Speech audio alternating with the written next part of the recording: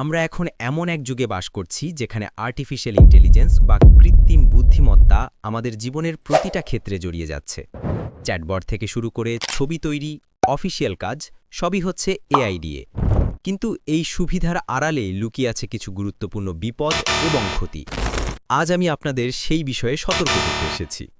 আমরা কি এআইয়ের উপর অতিরিক্ত নির্ভরশীল হয়ে পড়ছি? এর ক্ষতিকর দিকগুলো কি? এআই ব্যবহারের প্রধান ক্ষতিগুলো হলো মানুষের দক্ষতা হ্রাস বা স্কিল ইরোশন। যখন আমরা ছোটখাটো হিসাব, বানান ঠিক করা বা এমনকি নিজের ভাবনা চিন্তার কাজটিও এআইয়ের উপর ছেড়ে দিচ্ছি, তখন আমাদের নিজের মস্তিষ্ককে ব্যবহার করার অভ্যাস কমে যাচ্ছে।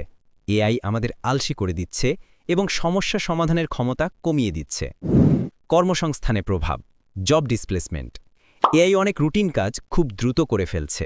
এর ফলে অনেক ক্ষেত্রেই মানুষের কাজের সুযোগ কমে আসছে। যদি না আমরা নিজেদের নতুন দক্ষতা দিয়ে উন্নত করি, তবে ভবিষ্যতে অনেক মানুষ কাজ হারাতে পারে। এআই টুলস ব্যবহার করতে গিয়ে আমরা অজান্তেই আমাদের অনেক ব্যক্তিগত তথ্য তাদের হাতে তুলে দিচ্ছি।